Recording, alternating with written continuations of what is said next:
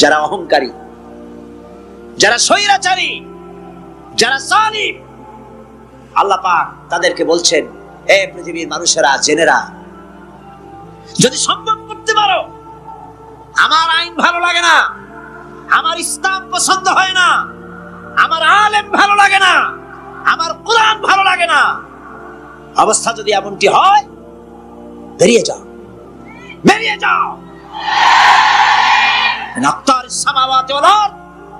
আমার সার্বভৌমত্বের ভেতর থেকে, আকাশের নিচের থেকে, জমিনের উপর থেকে বেরিয়ে যা। ফানফুযু লা তানফুযু ইল্লা বিসুলতান। কোথায় যাবে? পালাবার জায়গা নাই, বেরোতে পারবে না।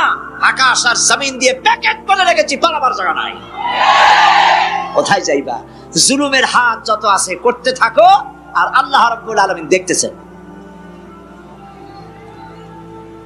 সুতরাং ইমানদার ব্যক্তি, তার মধ্যে বিনয় আসে, বিনম্র হয়।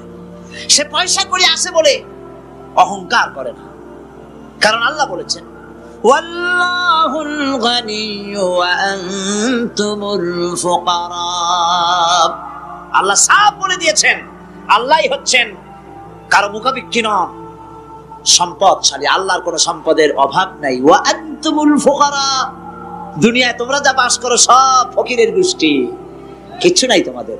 তোমাদের জাতি খাইয়া শেষ করে ভালো, আর আমার কাছে যা আছে আমি শুধু দিতে থাকি, আর ভাণ্ড শুধু ভরাই থাকে, মোটেও খালি হয় না। সুবহানাল্লাহ। কাজী মুমিন বান্দা সে অর্থ এবং বিত্তের অহংকার করে না, বিদ্যার অহংকার করে না। অর্থ বিত্ত কত আছে তোমার, কয় টাকার মালিক? আল্লাহ যদি ইচ্ছে করেন, ব্রেনের ভিতরে যদি টিউমার ঢুকায় দেন, ব্রেনের একটা নার্ভ আর একটা নার্ভের সাথে জড়ায় দেবেন, জায়গা হবে কোথায়? হেমায়তপুর। হেমায়তপুর কোথায়? কাশি, পাবনা। সুতরাং আল্লাহ পাক ইচ্ছে করলে এটা করে দিতে পারেন, পারেন না? খুব করতে পারেন। হার্টের ভেতরে ক্যান্সার দিয়ে দিতে পারেন, 14 গোষ্ঠী বিক্রি করলো ডাক্তারের পয়সা হবে না, পারেন না আল্লাহ পাক?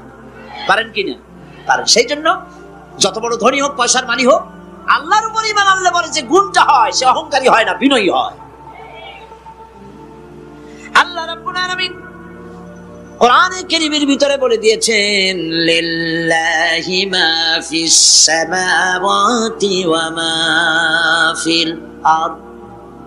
যারা সামান্য একটু রাজত্ব পাইয়া, ছোট্ট ছোট্ট একটা দেশের প্রেসিডেন্ট, প্রধানমন্ত্রী, কি হনুরে, এরকম একটা ভাব। আর্মি হাতে, বিডিআর হাতে, পুলিশ হাতে, যা খুশি তাই করি না। আল্লাহ পাক বলছেন, লিল্লাহি মা ফিস সামাওয়াতি ওয়া মা ফিল আরদ। আকাশ আর জমিনের একচ্ছত্র মালিকানা কার? চিল্লায় বলুন, আল্লাহ পাকের। সুতরাং তুমি মাতবারি করে কদ্দূর পারবা? বেশি দূর যেতে পারবে না। গ্রামে গোয়াল আছে, গরু রাখে যে জায়গায়, ওই জায়গাটার নাম কি? গোয়াল। গভীর রাত্রে গরুর মালিক শুনতে পাচ্ছে গোয়াল ঘরে খুব শব্দ হচ্ছে। রাখালকে ডেকে বলছে, দেখতো কি কিসের শব্দ? কয় যে দেখে এসে জবাব দিচ্ছে যে গোয়ালে যে 7টার শিং মোটা, তার গুতার চোটে ওই গোয়ালের মধ্যে যত গরু আছে কেউ টিকতে পারতেছে না, খালি গুতাইতেছে সমানে। মালিক কয় যে দীর্ঘদিন থেকে দেখতেছি এটার গুতার চোটে সমস্ত গরুগুলি অস্থির হয়ে যাচ্ছে, যা একটা মোটা দড়ি দিয়া, খাট্ট একটা দড়ি দিয়ে খুঁটির সাথে জড়াইয়ে বাঁধতে রাখ গলাটারে। মোটা একটা দড়ি দিয়া গলার সাথে, খুঁটির সাথে যদি বাঁধতে দেয়, এরপরে খালি ফোঁস করতে পারবে, গুতাইতে আর পারবে না। ঠিক অনুরূপ ভাবে কোন জনপদ থেকে, কোন দেশ থেকে যখন দেশের মানুষেরা, যখন দেশের নিরস্ত্র মানুষেরা, গরিব মানুষেরা যখন আল্লাহর দরবারে গভীর রাত্রে ফরিয়াদ তোলে, আল্লাহ জুলুমে অত্যাচারে জর্জরিত হয়ে গেলাম, মার খেতে খেতে শেষ হয়ে গেলাম, অত্যাচারে অত্যাচারিত হচ্ছি, চিৎকার বাড়তে থাকে, আল্লাহ পাক তখন তার নজর দিয়ে দেখেন। আল্লাহ তো দেখতেই থাকেন সব সময়ের জন্য। আল্লাহ পাক কার কারণে এগুলি হচ্ছে, আল্লাহ পাক টের পান। শিং কারো কারো মোটা হয়েছে, আজরাইলকে পাঠায় দেন, যাও খাটো দড়ি দিয়ে বাঁধতে থো। খাটো দড়ি কোনটা বুঝছেন? 3 হাত। 3 হাত কবর কোনটা?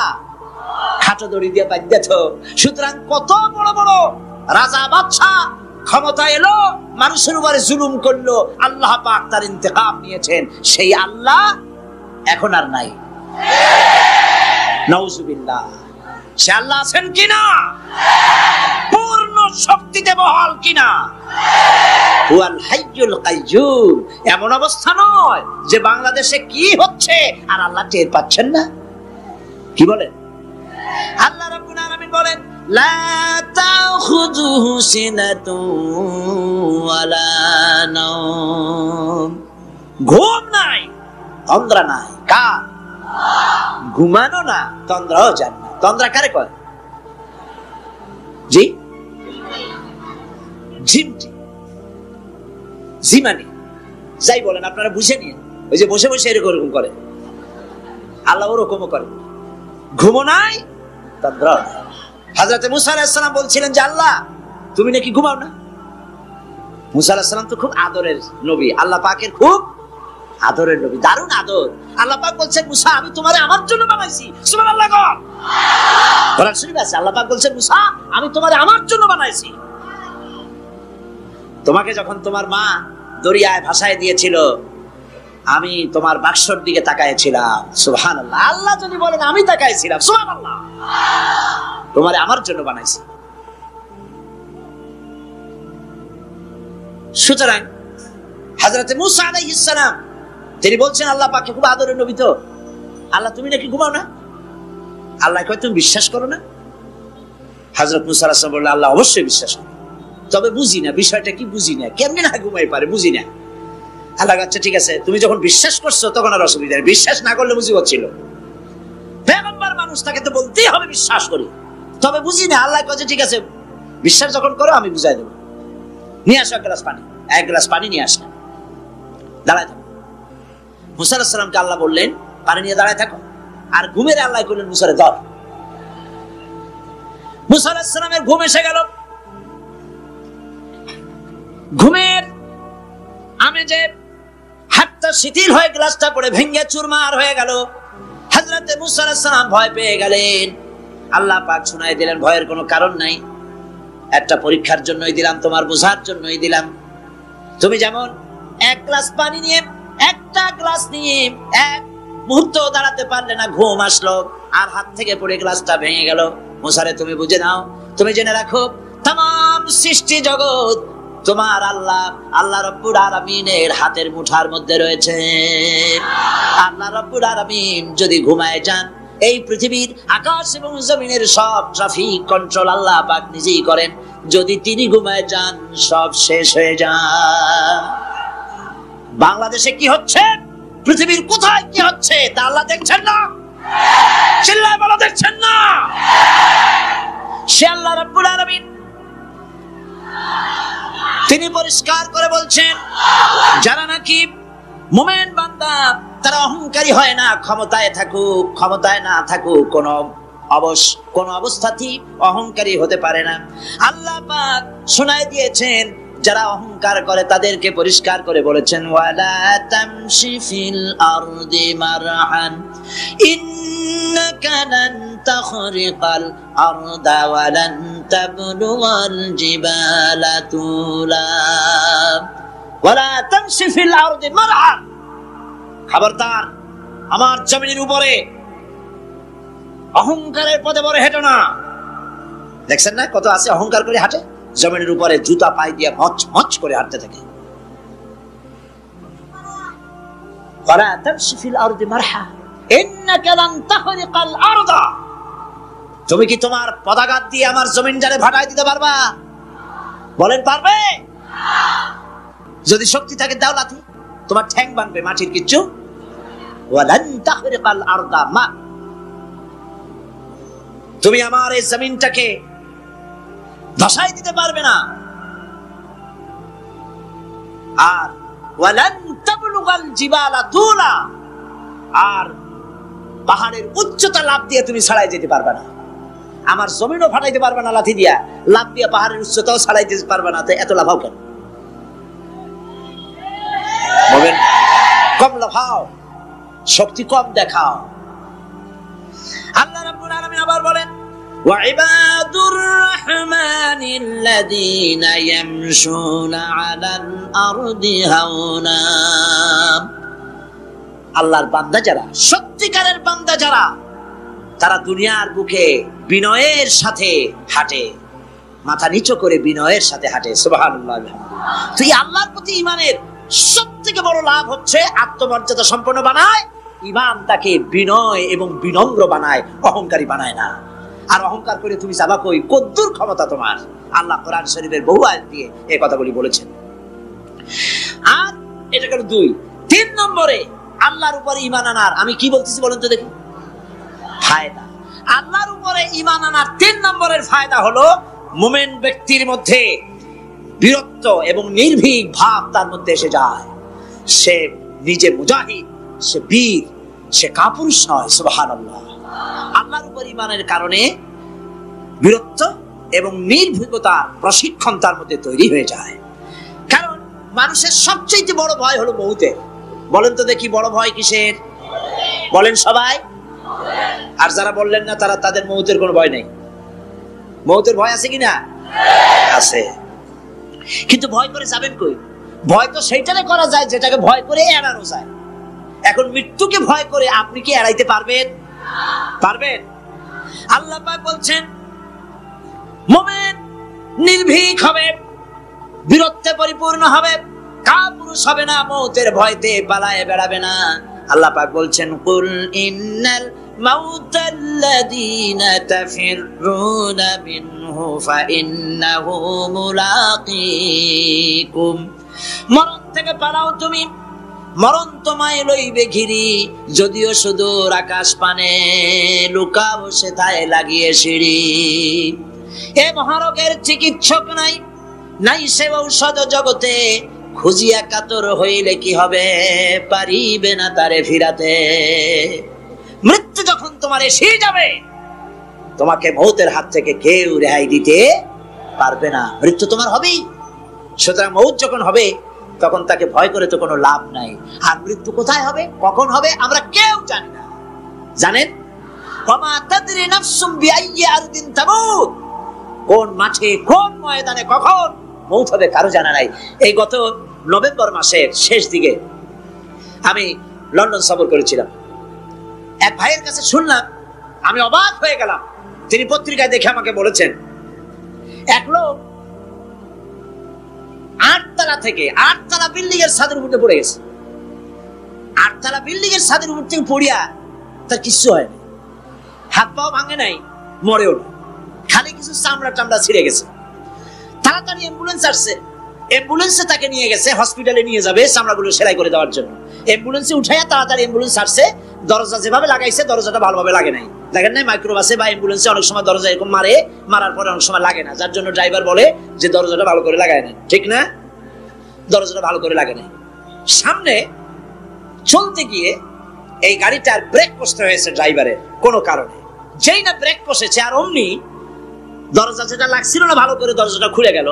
আর রুগীটা 8 তলা কাছে পড়ছিল, ওইটা ছিল পাশে, সে ছিটকে গিয়ে রাস্তায় পড়লো। আর একটা বাস সামনের থেকে এসে মাটিতে তাদের চাপটা করে দিয়ে চলে গেল। শুনিয়া আমার মুখ থেকে বেরিয়ে গেল আল্লাহু আকবার। বলেন আল্লাহু আকবার। কি আল্লাহ পাকের কি প্রচন্ড ক্ষমতা, কি ইচ্ছা তার। মৃত্যুর জন্য সময়ও লাগবে, জায়গাও লাগবে, দুটো জিনিস এক হতে হবে। আল্লাহর যাকে যে মৃত্যু দিবেন, মৃত্যুর জন্য সময় এবং জায়গা দুটোর কম্বিনেশন হতে হবে। 8 তলা থেকে পড়বে ঠিক, কিন্তু মরবে না।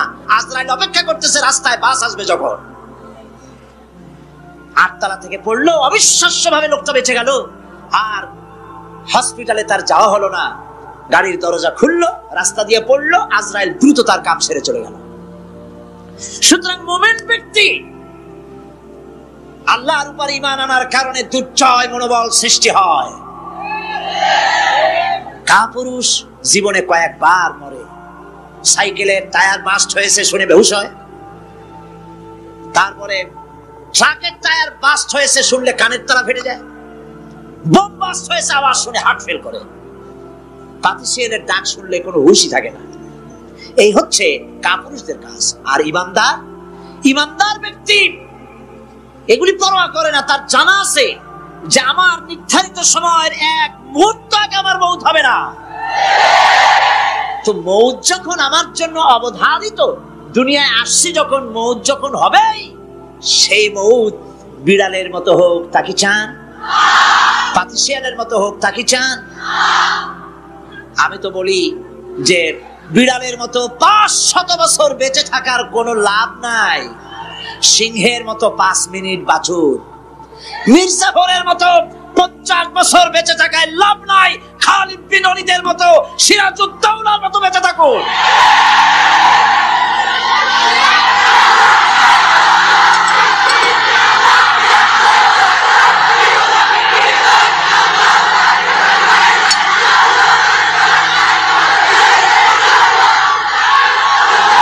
বসেন, আপনারা যদি দাঁড়ায় যান তাহলে আমি করব কি?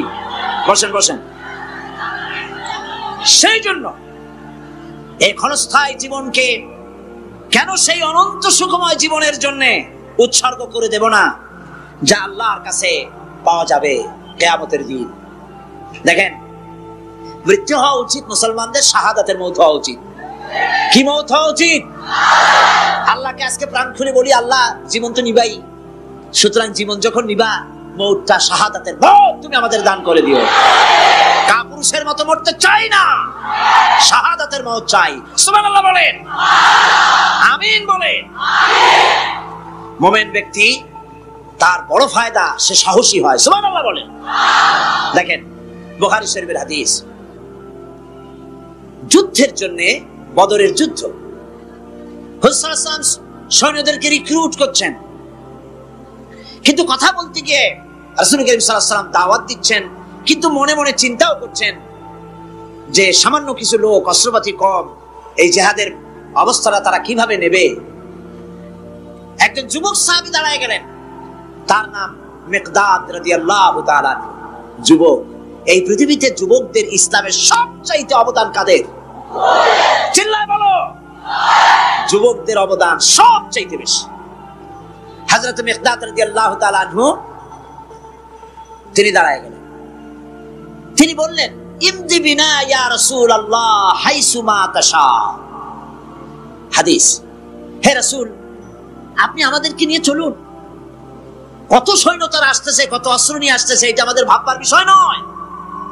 আপনি আমাদের নিয়ে চলুন, হাইসুমা তাশা আয়ে হাইসুমা আমারাকাল্লাহ। আল্লাহ আপনাকে যেদিকে আমাদের নিয়ে যাইতে কয়, আপনি সেই দিকে আমাদের নিয়ে চলুন।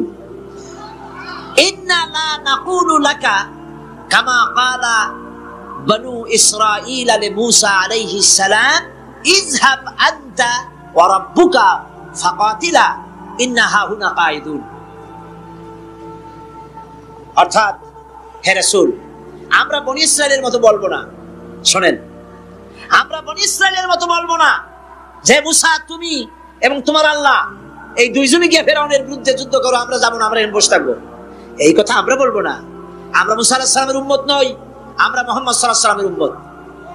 বরং আমরা বলবো, বাল ইযহাব আনতা ওয়া রাব্বুকা ফাকাতিলা ইন্না মাআকুমা মুকাতিলুন। বরং আমরা বলবো, আপনি চলুন, আমরা আপনার সাথে আল্লাহর হুকুম মাফিক লড়বো, জিহাদ করব। ততক্ষণ পর্যন্ত মা দামাত আইনুম মিন্না তাতাররাফ, যতক্ষণ পর্যন্ত আমাদের চোখের পাতা নড়তে থাকে, ততক্ষণ আপনার সাথে থেকে কাফেরের বিরুদ্ধে লড়াই করে যাব। জীবনের পরোয়া তারা করেন নাই, জীবনের পরোয়া করেননি। হুজুর সাল্লাল্লাহু আলাইহি ওয়াসাল্লাম দারুণ ভাবে খুশি হয়ে গেলেন। হুজুর হেজিটেট ফিল করছিলেন যে এই সামান্য কিছু লোক, অস্ত্র নাই, পাতি নাই, এতগুলি লোকের বিরুদ্ধে যুদ্ধ করতে যাবে। যুবকের মুখে এই কথা শুনে হুজুর দারুণ খুশি হলেন। আল্লাহর নবী বললেন, কুমু বিনা ইলা জান্নাতিন জান্নাতুন আরদুহা কারদিস সামাওয়াতি ওয়াল আরদ। ও সাহাবীরা, তোমাদের মনোভাব যখন এই, তোমাদের মানসিকতা যখন এই, চলো আমার সাথে বেহেশতের দিকে, সেই জান্নাতের দিকে যেই জান্নাত আল্লাহর আকাশ আর জমিনের চাইতে অনেক প্রশস্ত। চলো আমার সাথে বেহেশতে, সুবহানাল্লাহ, চলো আমার সাথে জান্নাতে। ফাকামা উমাইর বিন হামাম ওয়া কানা ইয়াকুলু তামার। হযরত উমাইর নামক একজন যুবক দাঁড়ায় গেলেন। এবং তিনি হাতে কতগুলি খরমা ছিল, সেই খরমাগুলি তিনি চিবোচ্ছিলেন, রাসূলুল্লাহর বক্তৃতা শুনতেছিলেন আর খরমা চাবাচ্ছিলেন। খরমা চাবান, বিচিগুলি ফেলে দেন, এভাবে করতেছেন, হাতে কতগুলো খরমা। হযরতে উমাইর বলছেন আকানা বাখবাখ, অর্থাৎ আই আযামাহু আই আহসানাহু, হে রাসূল আপনি কি সুন্দর কথা বললেন। আপনার সাথে লড়াই করতে যাব কাফেরদের বিরুদ্ধে, সেই লড়াই করলে এমন বেহেশত পাবো যে বেহেশত হবে আকাশ আর জমিনের চাইতেও প্রশস্ত। তাহলে ওয়াল্লাহি হাত্তা আকুলাহুন্না ইন্নাহা লাহায়াতুদ দাবিলা, তাহলে আমার হাতে যে খরমাগুলি আছে এই সমস্ত খরমাগুলি খেতে গেলে কিন্তু অনেক সময় লেগে যাবে। এত সময় বেহেশতে যাওয়ার জন্য আমি তো তর সহ্য করতে পারবো না। ফারামা বিহিন্না, হাতের সব খরমা ফালাই দিলেন, যুদ্ধে ঝাঁপায় পড়লেন। অনেকক্ষণ কাফেরদের বিরুদ্ধে লড়াই করে হযরত উমাইর শাহাদাত বরণ করলেন।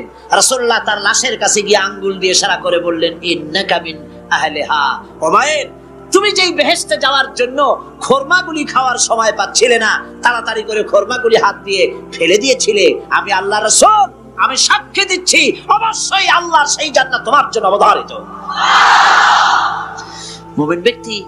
মুমিন ব্যক্তি সে কখনো মৃত্যুর ভয়ে উদ্দেশ্য হাসিল থেকে চুপ করে বসে থাকে না, সে ভয় করে কেবলমাত্র কাকে?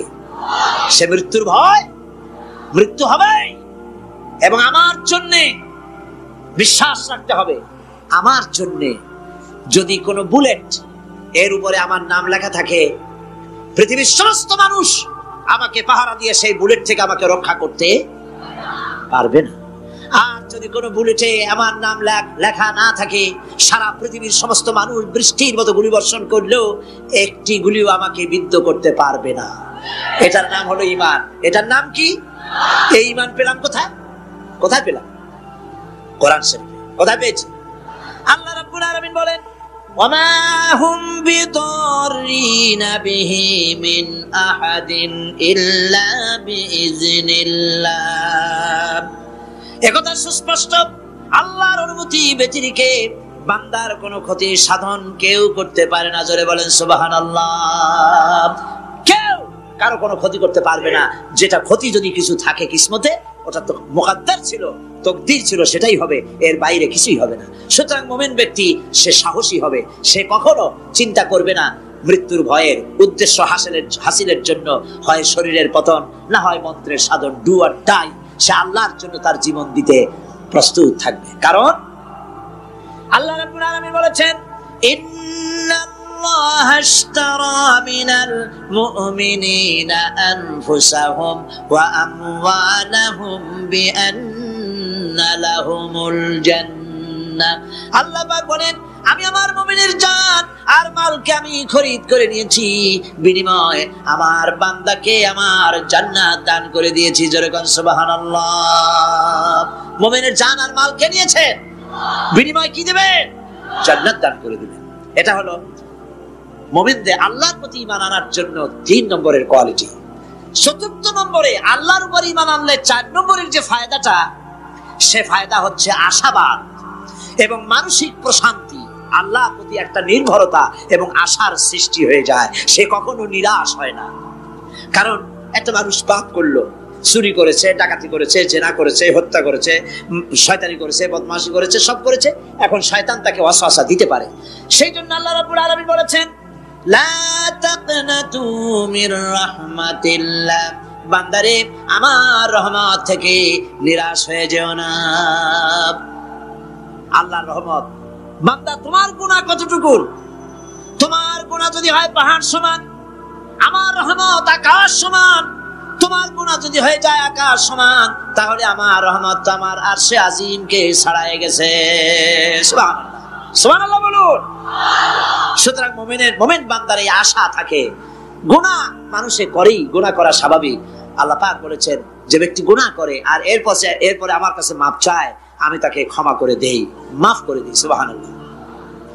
সুতরাং ইমানদার লোকদের আশা হয়, দুরারোগ্য ব্যাধি তাকে ধরেছে, সে হতাশ হবে না, মরে যাওয়ার জন্য প্রতীক্ষায় সে সময় গুনবে না, বরং তার মনের মধ্যে আশার সঞ্চার হবে, আমার রোগ আল্লাহ ভালো করে দিতে পারেন না? আমাদের জাতির পিতা কি নাম কি? হযরত ইব্রাহিম আলাইহিস সালাম কোরআন শরীফের ভিতরে তার কথা আল্লাহ পাক কোট করে দিয়েছেন। আমাদের জাতির পিতা হযরত ইব্রাহিম আলাইহিস সালাম বলেছেন, আল্লাযী খালাকানি ফাহুয়া ইয়াহদিন। আল্লাহ তিনি আমাকে সৃষ্টি করেছেন, তিনি আমাকে রাস্তা দেখান। ওয়াল্লাযী হুয়া ইউতঈমুনি ওয়া ইয়াসকিন। আর আমি যখন ক্ষুধার্ত হই তিনি আমাকে খাওয়ান, যখন তৃষ্ণার্ত হই তিনি আমাকে পান করান। ওয়া ইযা মারিতু ফাহুয়া ইয়াশফিন। আর যখন আমি অসুস্থ হই, রোগাক্রান্ত হই, আল্লাহ রাব্বুল আলামিন তখন আমাকে রোগ মুক্ত করে দেন। সুবহানাল্লাহ। আমার অসুখ হলে কে রোগ মুক্ত করেন? সুতরাং দীর্ঘস্থায়ী কোন রোগ হয়েছে, মুমিন হতাশ হবে না, মুমিন হতাশ হবে না। হতাশ হয় কেবলমাত্র কাফের। হতাশ হয় কে? মুমিন কখনো হতাশ হয় না। হতাশ হওয়া ঈমানের পরিপন্থী কাজ। আল্লাহ পাক বলেছেন, লা তাকনাতু মির রাহমাতিল্লাহ, আমার রহমত থেকে মায়ুস হয়ো না। দেখেন হযরত আইয়ুব আলাইহিস সালামের কত বড় রোগ হয়েছে, শরীর পোকায় ধরেছে, জর্জরিত হয়েছে, দুর্গন্ধ হয়েছে, গ্রামের লোকেরা তাকে বের করে দিয়েছে, স্ত্রী পুত্র পরিজন সব চলে গিয়েছে। এমনকি জিহ্বায় যখন পোকা ধরল, হযরত আইয়ুব আলাইহিস সালাম আল্লাহ রাব্বুল আলামিনের দরবারে ফরিয়াদ করলেন, আন্নী মাসসানিয়াদ-দুররু ওয়া আনতা আরহামুর রাহিমিন। আয় আল্লাহ, আমি অসুস্থ হয়ে পড়েছি, আমি রোগাক্রান্ত হয়েছি, আর তোমার নাম রহমান রহিম, তুমি আমাকে রোগ মুক্ত করো। হযরত আইয়ুব আলাইহিস সালাম আল্লাহর দরবারে ফরিয়াদ করলেন, রব্বুল আলামিন সারা শরীরে পোকায় জর্জরিত হয়ে গেছে, এখন আমার জিহ্বায় পোকা ধরেছে, মাবুদ গো আমি তোমার কাছে ফরিয়াদ করি, আমার জিহ্বায় পোকা দিও না, কারণ জিহ্বাটাও যদি নষ্ট হয়ে যায় তাহলে তোমার মতো আল্লাহর জিকির আমি কি দিয়া করব। হযরত আইয়ুব আলাইহিস সালাম আল্লাহ পাকের কাছে যখন এ ধরনের ফরিয়াদ জানালেন, রব্বুল আলামিন তাকে তার রোগ মুক্ত করে দিলেন, তার স্ত্রী পুত্র সব আল্লাহ রব্বুল আলামিন ফিরাইয়া দিলেন। সুবহানাল্লাহ। সুতরাং মুমিন ব্যক্তি, কোরআন শরীফে সব আছে, কোরআনের মতো শ্রেষ্ঠ ওয়াজের কিতাব পৃথিবীতে আর শুধু বোঝার দরকার। বিপদে যত বড় বিপদ আসুক, কোন বিপদে মুমিন ধৈর্য হারাবে না। হযরত ইয়াকুব আলাইহিস সালামের ছেলে ইউসুফ আলাইহিস সালামকে যখন তিনি হারায় ফেললেন, তিনি অধৈর্য হয়ে গেছিলেন নাকি? অধৈর্য হন নাই। কারণ আমি আমার বক্তৃতার সূচনায় বলেছি, আমরা কল্যাণ বুঝি না, অকল্যাণও বুঝি না। কোন বিপদ আসতে পরে আমরা হয়রান হয়ে যাই, কিন্তু বিপদের মধ্যে কল্যাণ আছে আমরা তা বুঝতে পারি না। কথা বুঝে আসছে? হযরত ইউসুফ আলাইহিস সালামকে কুয়ার ভিতরে ফেলে দেওয়া হলো। 11 ভাই মনে করেছে কুয়ার ভিতরে ফেলে দিয়া ইউসুফ আলাইহিস সালামকে মেরে ফেললাম, কিন্তু তারা বোঝে নাই আসল কামটা কি হয়েছে। এটা তো কুয়া নয়, এটা একটা টানেল, এটা একটা সুড়ঙ্গ। একদিকে কেনান হলো তার এক মুখ, ওই সুড়ঙ্গের এক মুখ হলো কেনানের। কেনান ইউসুফ আলাইহিস সালামকে ফেলে দেওয়া হলো কুয়ার ভিতরে মারার জন্য, কিন্তু আল্লাহ পাকের ইচ্ছা ইউসুফ আলাইহিস সালাম মরবে না। এই টানেলের অপর প্রান্ত মিশরের সিংহাসনের টানেলের এপার দিয়া ইউসুফ আলাইহিস সালামকে ঢুকালেন, অপর প্রান্তে মিশরের সিংহাসনে ইউসুফকে আল্লাহ বসায়া দিলেন। হযরত ইয়াকুব ছেলের জন্য অধৈর্য হলেন না। যখন তিনি খবর পেলেন ছেলে বাঘে খেয়ে ফেলেছে, তিনি তখন বলেছেন, ফাসাবুরুন জামিলুন আসাল্লাহু আইয়াতিয়ানি বিহিম জামিআ ইন্নাহু হুয়াল আলিমুল হাকীম। ফাসাবরুন জামিল, আমি উত্তম ভাবে ধৈর্য ধারণ করলাম, এবং আমি বিশ্বাস করি আল্লাহ রাব্বুল আলামিন আমার হারানো সবকিছু আমাকে ফিরাই দিবেন। বহু বছর পর যখন হযরত ইউসুফ আলাইহিস সালাম প্রেসিডেন্ট হয়েছেন মিশরের, 11 ভাই গেল সেখানে সাহায্য আনার জন্য। সেই ঘটনা তো শোনাবো না, এমনি বলে যাচ্ছি। এরপরে তিনি তাদেরকে পরিচয় দিলেন, ওরা ভয় পেয়ে গেল।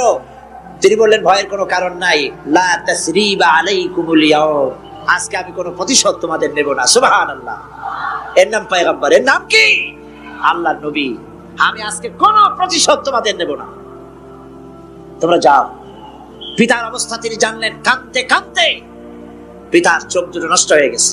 ইয়াকুব আলাইহিস সালাম, হযরত ইউসুফ আলাইহিস সালাম বললেন, যাও। নিজের জামাটা খুললেন, গায়ের জামা খুলে বললেন, ভাইরা আমার এই জামা নিয়ে যাও, আর আমার আব্বার চোখের উপরে এই জামাটা রেখে দিও।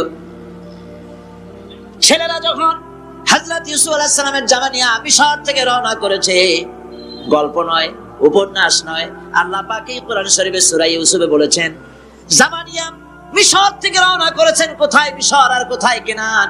কেনানে বসে হযরত ইয়াকুব আলাইহিস সালাম বলছেন, তোমরা যদি আমাকে মতিভ্রম পাগল যদি মনে না করো, তাহলে একটা কথা বলি, আমার নাকে এখন আমি ইউসুফের গন্ধ পেতেছি।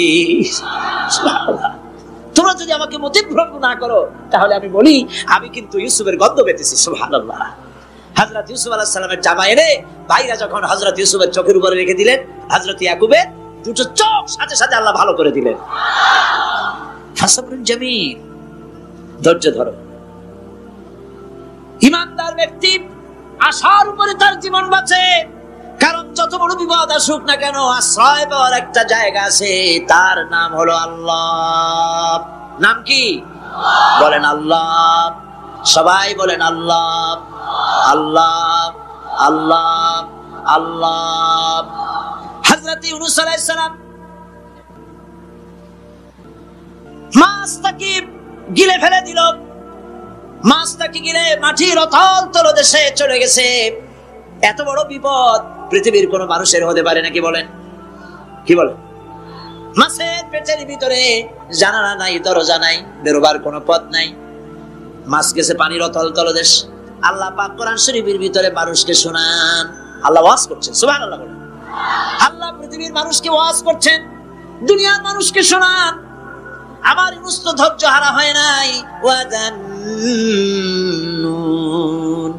ইয যাহাবা মুগাদিবান ফাযান্না আন লান নাকদিরা আলাইহি ফানাদা ফিয যুলুমাতি আন লা ইলাহা ইল্লা আনতা সুবহানাকা ইন্নী কুনতু মিনাজ জালিমিন। ফানাদা ফিয যুলুমাত, জমায়ে কাসির, ত্রিবিধ অন্ধকারের ভেতর থেকে হযরত ইউনূস আলাইহিস সালাম চিৎকার মারলেন। মাছের পেটের অন্ধকার, পানির অন্ধকার, রাতের অন্ধকার, ত্রিবিধ অন্ধকারের ভেতর দিয়ে মাছের পেটের মধ্য দিয়ে ইউনূস আলাইহিস সালাম চিৎকার মারলেন। অধৈর্য হন নাই, হাত ফেল করেন নাই। তিনি বলছেন, পড়েন আমার সাথে, লা ইলাহা ইল্লা আনতা সুবহানাকা ইন্নী কুনতু মিনাজ জালিমিন। তুমি ছাড়া কোনো ইলাহ নাই, কোনো বস্য নাই, মাবুদ নাই। তোমার পবিত্রতা ঘোষণা করছি, আমি জালিমদের অন্তর্ভুক্ত হয়ে গেছি। ইউনূস আলাইহিস সালাম যখন কাঁদতেছিলেন, আল্লাহ রাব্বুল আলামিন সেই কান্না শুনেছিলেন কিনা? বলেন, শুনছিলেন কিনা? শুনতে পেয়েছিলেন কিনা?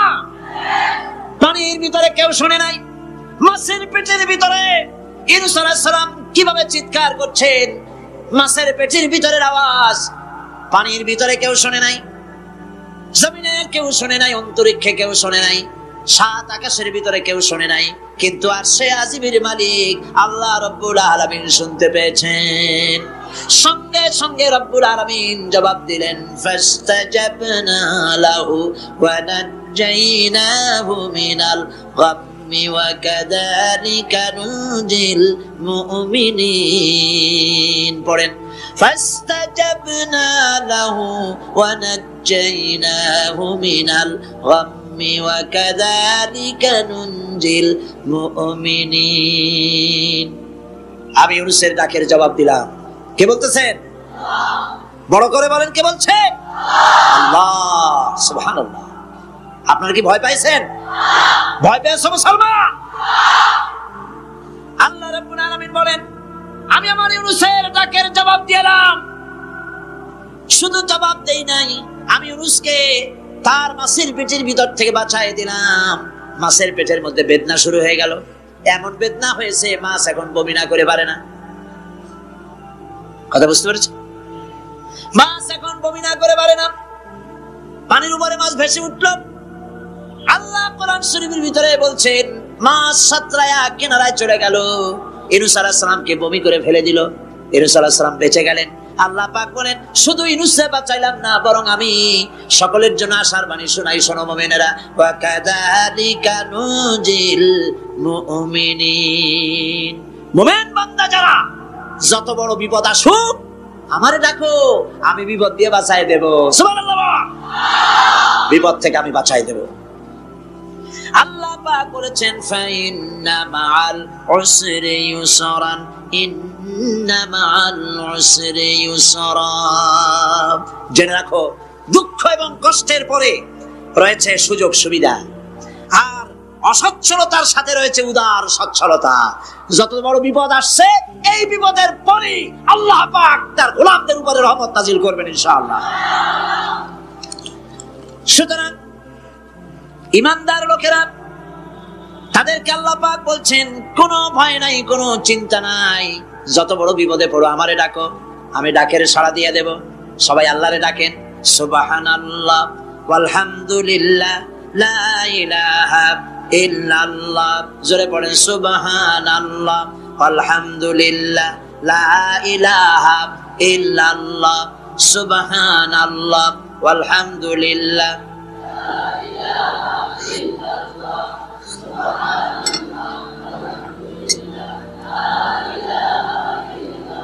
লা ইলাহা ইল্লাল্লাহ মুহাম্মাদুর রাসূলুল্লাহ। আল্লাহর উপর ঈমান আনলে যত ফায়দা হয়, এত ফায়দা দুনিয়ায় কোথাও নাই। সুবহানাল্লাহ। আল্লাহর উপর ঈমান আনার ৫ম নম্বরের ফায়দা কয়টা বলছি? 5টা বলছি। আপনাদের অসুবিধা হচ্ছে নাকি? তাড়াতাড়ি শেষ করতেছি। 6টা বলবো। এ হলো ৫ম নম্বর। তারপর আমরা দোয়া করব। দোয়ার দরকার আছে কি নাই সময়? ৫ম নম্বরে আল্লাহর উপর ঈমান আনলে পরে আরেকটি বড় ফায়দা, সেটা হলো কঠিন এবং কঠোর বিপদে আল্লাহ পাক তার মধ্যে অবিচলতার এবং ধৈর্য ধরার তৌফিক দিয়ে দেন। সুবহানাল্লাহ। যত বড় বিপদ আসুক, সেই বিপদে মুসিবতে আল্লাহ পাক মুমিনদেরকে আল্লাহর উপরে নির্ভরতা শিখায় দেন। সুবহানাল্লাহ। কারণ মুমিনদের জানা আছে যে ঈমানদারদের বিপদ নতুন কিছু নয়, একেবারে আদম আলাইহিস সালাম থেকে শুরু হয়ে আসছে, ঠিক কি না? আদম আলাইহিস সালামের বিপদ হয় নাই? আদম আলাইহিস সালামের বিপদ কি? শয়তান। তার বিপদ কি? শয়তান ছিল বিপদ। প্রত্যেক নবীর সময় মানুষের নবীদের কষ্ট দিয়েছে, তাই নাই? বিশ্বকবি ইকবাল বলেছেন, সতীজা কা রহা है अजल से दायम रोज, सतीजा का रहा है अजल से दायम रोज, चरागे मुस्तफा भी से शरारे बुलहबीस। আগমন কাল থেকে শুরু করে মুহাম্মদ সাল্লাল্লাহু আলাইহি ওয়াসাল্লামের চিরাগকে, নূরকে, ঈমানকে, ইসলামকে নিভায় দেওয়ার জন্য আবু জাহেলের গোষ্ঠীরা চিরকাল চেষ্টা করেছে। সব চেষ্টা কর্পূরের মতো উড়ে গেছে, মুহাম্মদ সাল্লাল্লাহু আলাইহি ওয়াসাল্লামের চিরাগ টিম টিম করে জ্বলতে রয়েছে। আল্লাহ পাক বলছেন, ইউরিদুনা লিইউতফিউ নূরাল্লাহি বিআফওয়াহিহিম ওয়াল্লাহু মুতিম্মু নূরিহি ওয়ালাউ কারিহাল কাফিরুন। ওরা চায় মুখের ফু দিয়া, কারা? কাফেরেরা। ইসলাম সহ্য করতে পারে না যারা, ওরা চায় মুখের ফু দিয়া আমার আলোটাকে নির্বাপিত করে দেবে।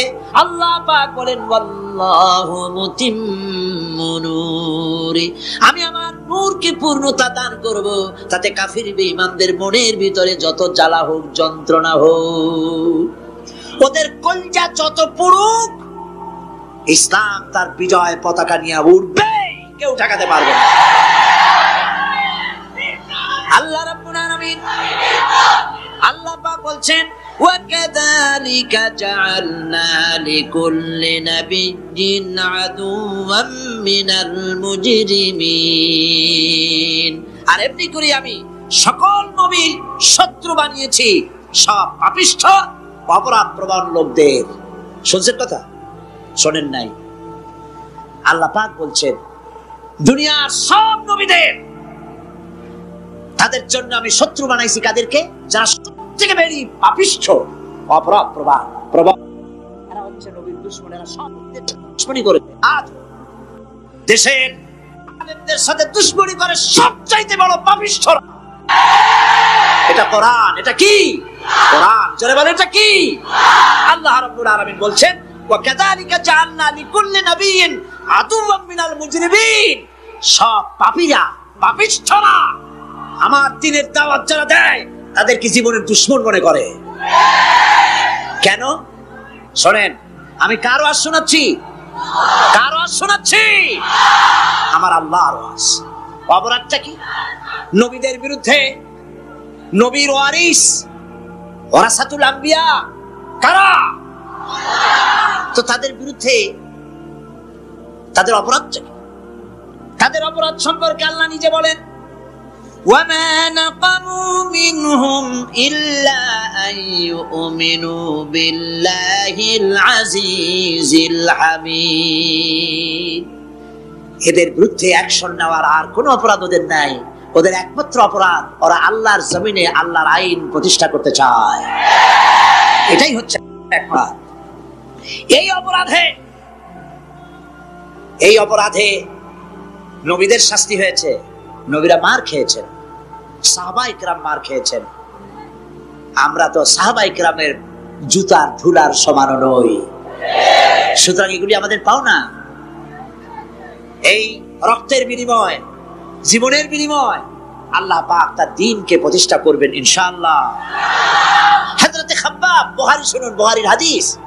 আমি কোনো কথা বানিয়ে বলি না, আমি লেখাপড়া করি, পড়াশোনা করি, চোখে দেখি, তারপরে কথা বলার চেষ্টা করি। বাজে গপ্প কিসসা কাহিনী বলার অভ্যাস আমার কোনো কালে ছিল না, নাই। রাসূল কারীম সাল্লাল্লাহু আলাইহি ওয়াসাল্লামের মতো মানুষ,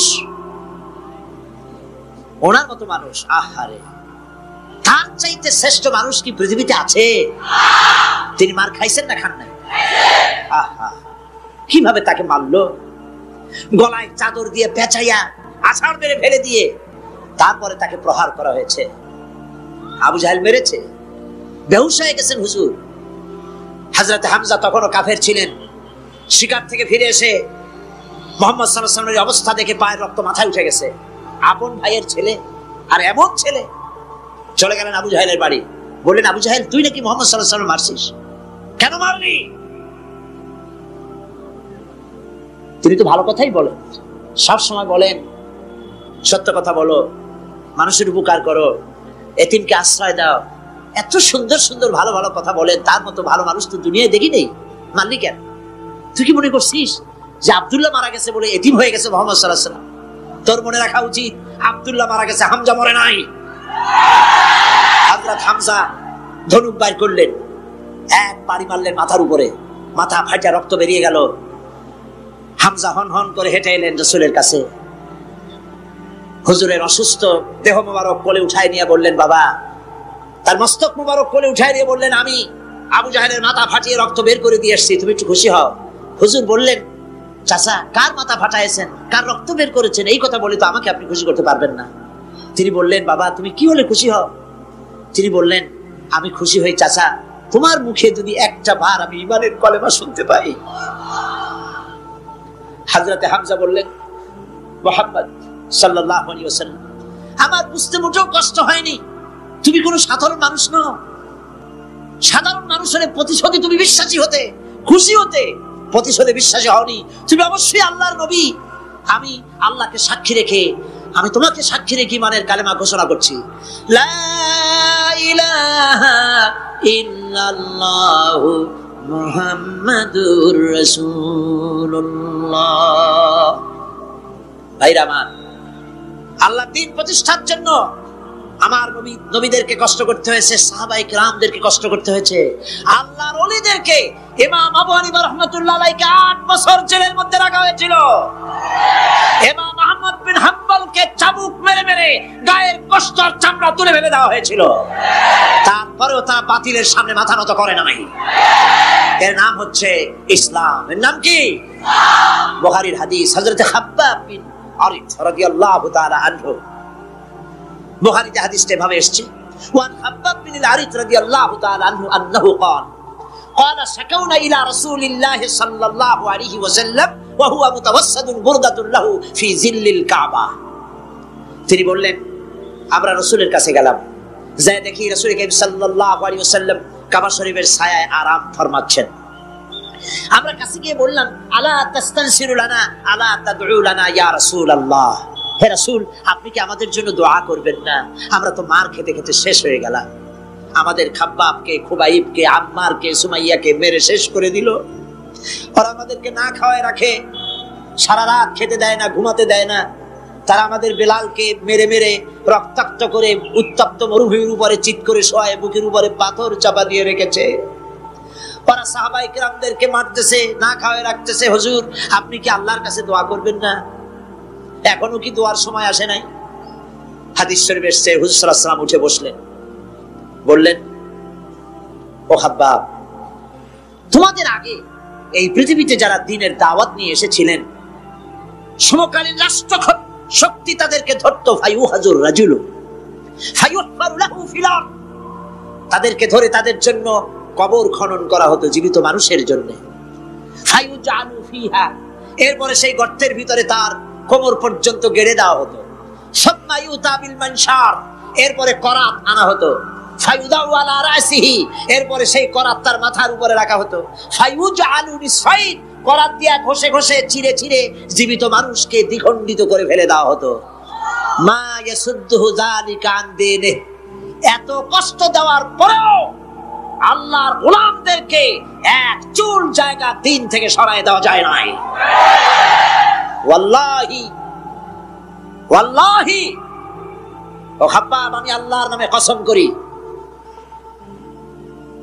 লাইতামান্নাল্লাহু হাদাল আমরা হাত্তা ইয়াসিরু রাকিবু মিন সানআ ইলা হাদরামাউত, আমি আমার আল্লাহর নামে কসম করি। কে কসম করছেন? সুবহানাল্লাহ বলবেন না? রাসূলুল্লাহ কসম করছেন, আমি কসম করি আল্লাহর, সেদিন বেশি দূরে নয় যেদিন ইয়েমেনের রাজধানী সানা থেকে শুরু করে হাজরামাউত পর্যন্ত হাজার হাজার মাইল সওদাগরেরা তাদের পণ্য নিয়ে, মহিলারা তাদের সৌন্দর্যের পসরা নিয়ে একাকিনী অথবা দলবদ্ধভাবে যাতায়াত করবে মরুভূমির উপর দিয়ে। লা ইয়াখাফু ইল্লাল্লাহ, আল্লাহ ছাড়া তাদের অন্তঃকরণে কোনো ভয় থাকবে না। ওয়ালাকিন্নাকুম তাস্তাজিলুন, তোমরা বড্ড তাড়াহুড়ো করছো, অপেক্ষা করো, সেরকম সময় আসবে। রাসূল করিম সাল্লাল্লাহু আলাইহি সাল্লাম সেরকমের সময় দিতে পেরেছিলেন নাকি পারেন নাই? পেরেছিলেন কিনা? সেজন্য রক্ত দিতে হয়েছে, সেজন্য মার খেতে হয়েছে, সেজন্য জেলে যেতে হয়েছে। রাসূল করিম সাল্লাল্লাহু আলাইহি সাল্লামকে, জেল তো নতুন কিছু নয়। ইউসুফ আলাইহিস সালাম জেলে থাকেন নাই? জেলে থাকেন নাই? ঠিক আছে, রাসূল করিম সাল্লাল্লাহু আলাইহি সাল্লাম জেলে ছিলেন না?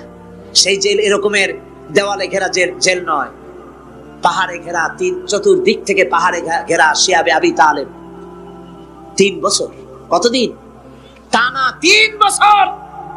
রাসূল, তার সাহাবী, তাদের স্ত্রীরা, বাচ্চা বাচ্চা ছেলেপেলেরা 3 বছরের মধ্যে সরকার ঘোষণা করেছে এদের সঙ্গে কথা বলবে না, বাজার ঘাটে যেতে পারবে না, কেনা বেচা করতে পারবে না, সামাজিক বয়কট, সামাজিক ভাবে বয়কট করে রেখেছে। সাথে যা ছিল খাবারগুলি শেষ হয়ে গেছে, তারপরে উট ছিল, ভেড়া ছিল, খাইয়ে শেষ হয়ে গেছে। এরপরে যখন কিছু নাই, উটের চামড়া ভিজাইয়া ভিজাইয়া, শুকনা চামড়া ভিজায় খেয়েছে। যুবকেরা ক্ষুধার যন্ত্রণায় বাবলা গাছের পাতাগুলি চাবায়ে খাইতে গিয়া কাটা ফুটে জিহ্বা থেকে রক্ত পড়েছে। বাচ্চা ছেলেপেলেগুলি মায়ের বুকে দুধ পায় নাই, না পায়া বাচ্চারা চিৎকার করে উঠেছে। এই চিৎকার, ক্ষুধার জ্বালার এই চিৎকারের আওয়াজ শুনে কাফেরেরা চতুর্দিকে অট্ট হাসিতে ফেটে পড়েছে। সুতরাং জেল জুলুম মুসলমানদের জন্য, আলেমদের জন্য, পীর বুজুর্গদের জন্য নতুন কিছু নয়।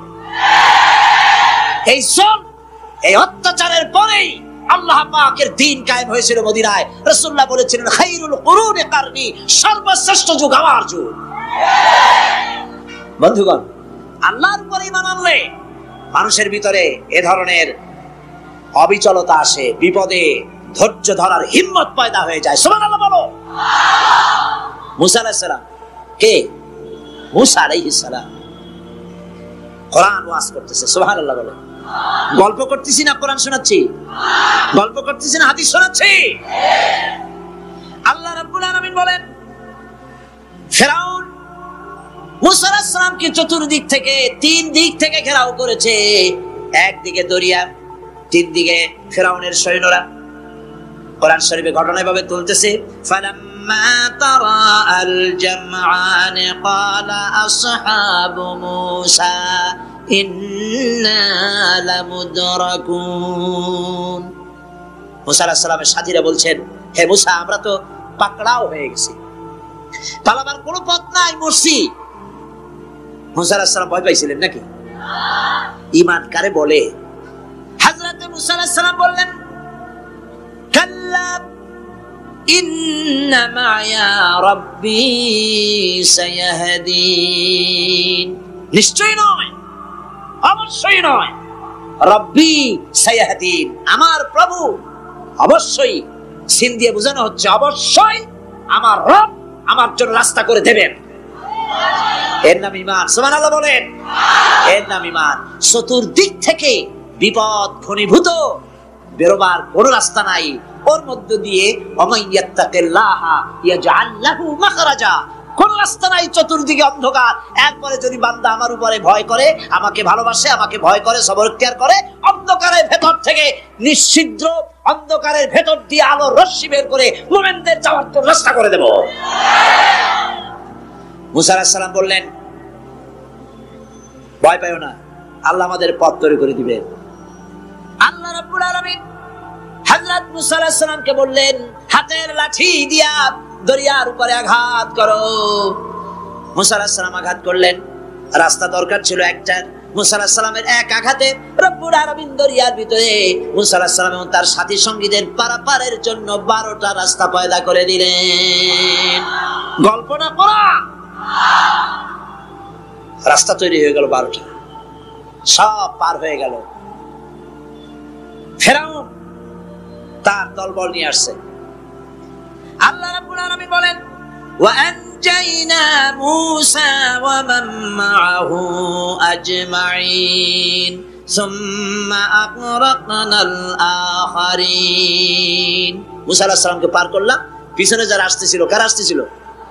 ফেরাউন। ফেরাউন আসছে তার দলবল নিয়ে। আসে রাস্তা দেখিয়া মনে করছে ওর বাজানের তৈরি করে রাস্তা, দলবল নিয়ে নামছে। দরিয়ার মাঝখানে এলো, আল্লাহ পাক অর্ডার করলেন খুন, ব্যাস রাস্তা বন্ধ হয়ে গেল। রাস্তা কি হয়ে গেল? শুরু হয়ে গেল চুবনি। পানির ভিতরে চুবনি খাচ্ছে, নিচে যায়, উপরে ওঠে। পানি খাইতে খাইতে পেট পটকা মাছের মতো এরকম মোটা হয়ে গেছে। ডুবে ডুবে সব করছে। এখন ফেরাউন একা, কেউ নাই। ফেরাউন একা।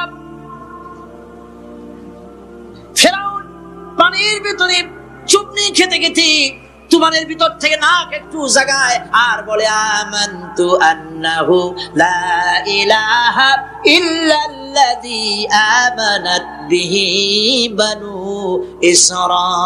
ইসরাঈল। ও আল্লাহ, তুমি ছাড়া কোনো ইলাহ নাই, আমি ঈমান আনলাম ওই আল্লাহর উপরে। বনি ইসরাঈল ঈমান আনছে যার উপরে, কাজী বনি ইসরাঈলদের পার করে দিয়েছো, আমারও পার করো। আল্লাহ তুমি রক্ষা করো, আমি তো মুসলমান। ওয়া আনা মিনাল মুসলিমিন, আমি তো মুসলমান, কলেমা পড়লাম, তারপরে চুবাও কেন? আল্লাহ রাব্বুল আলামিন বলেন, আল আন, এখন ওয়াকাদ আসাইতা ক্বাবলু ওয়া কুনতা মিনাল মুফসিদিন, এখন ঈমান আনতেছো। আর এর পূর্বে আমার 3-4 জমিনে প্রতিষ্ঠিত করতে চেয়েছে, তাদেরকে জেল দিয়েছো, জুলুম করেছো, অত্যাচার করেছো। আজ তোমাকে ছাড়বো না, তোমাকে শুধু মারবই না। আলিয়াউমা নুনাজ্জিকা বিবাদানিক, আলিয়াউমা নুনাজ্জিকা বিবাদানিক, আমি তোরে শুধু মারবই না। কে বলতেছেন? জোরে বলেন, কে বলতেছেন? আমি তোরে শুধু মারবই না, আলিয়াউমা নুনাজ্জিকা বিবাদানিক, আমি তোর শরীরটারে বাঁচাই দেব।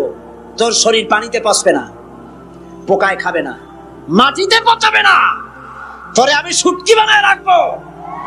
কিয়ামত পর্যন্ত দুনিয়ায় যত ফেরাউন আর ফেরাউনের বাচ্চারা আসে, তোরে দেখে যেন তারা ইতিহাস স্মরণ করে।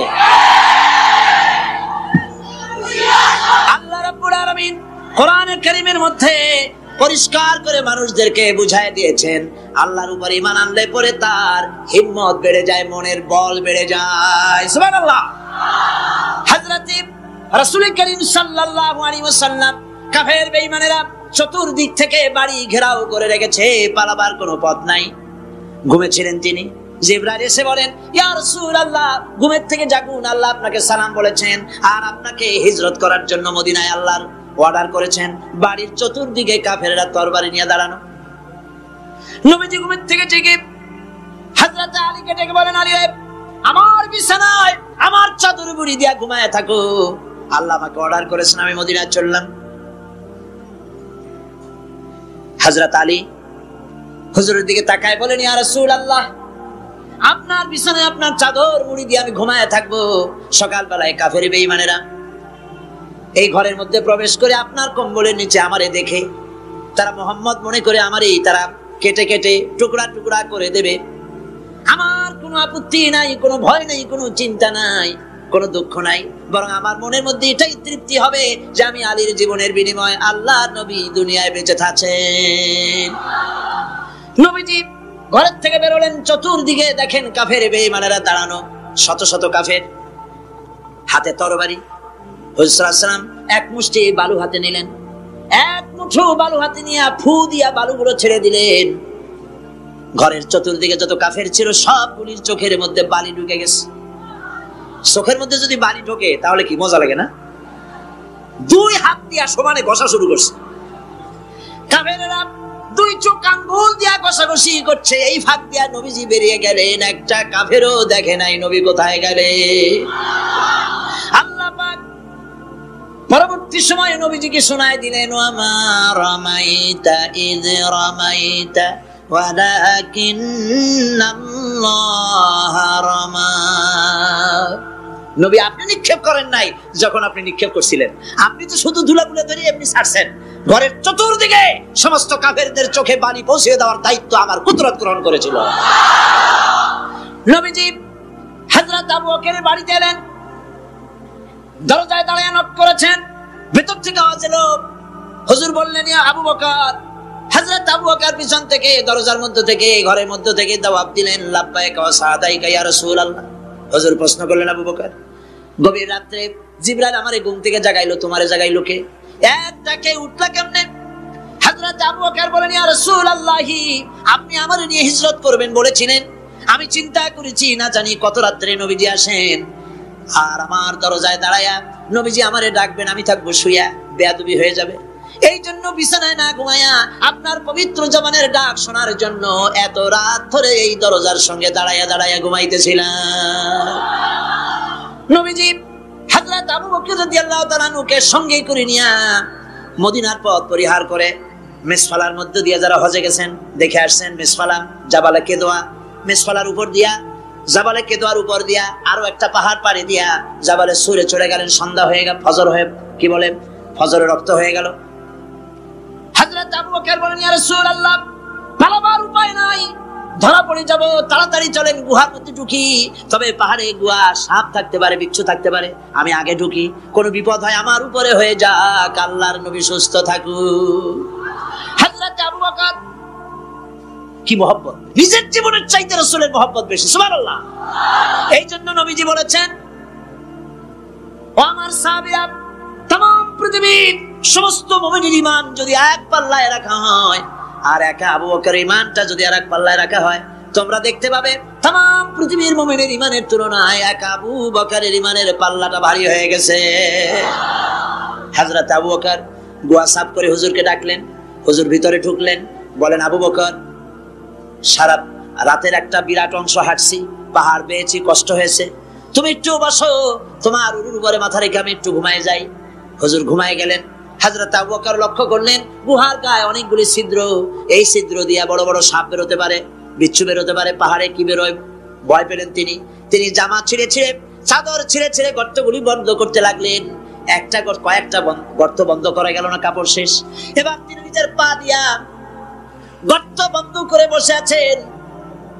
বিষধর এক সাপ বহু চেষ্টা করেছে বেরোবার, কোন পথ না পেয়ে ছিদ্র পথে বেরিয়ে এসে হযরত আবু বকরের পায়ের উপরে দংশন করেছে। হযরত আবু বকর বিষের যন্ত্রণায় চোখ দিয়ে পানি পড়ছে, চোখের পানি দেখে রাসূলুল্লাহ ঘুম ভেঙে গেল। ঘুম ভেঙে হুজুর দেখেন হযরত আবু বকরের চোখে পানি। হযরত রাসূল জিজ্ঞেস করেন, আবু বকর কাঁদো কেন? বাড়ির কথা মনে পড়লো নাকি? বউ বাচ্চার কথা মনে পড়লো নাকি? কাঁদো কেন? হযরত আবু বকর বলেন, ইয়া রাসূলুল্লাহ, যেই দিন কালেমা পড়ে ঈমান এনেছি সেদিন থেকে আমার জীবন, আমার স্ত্রী পুত্র পরিজনের চাইতে আমার জীবনের চাইতে আপনাকে বেশি ভালোবাসি। হুজুর বলেন কাঁদো কেন? হযরত আবু বকর সাপের দংশনের কথা বললেন, যন্ত্রণায় কাঁদতেছি। হুজুর মুখ থেকে একটুখানি থুতু মোবারক বার করে দংশিত জায়গায় লাগাই দিলেন, যন্ত্রণা বন্ধ হয়ে গেল। হযরত রাসূল বলেন, আবু বকর যখনই দংশন করেছিল আমার উঠাও নাই কেন?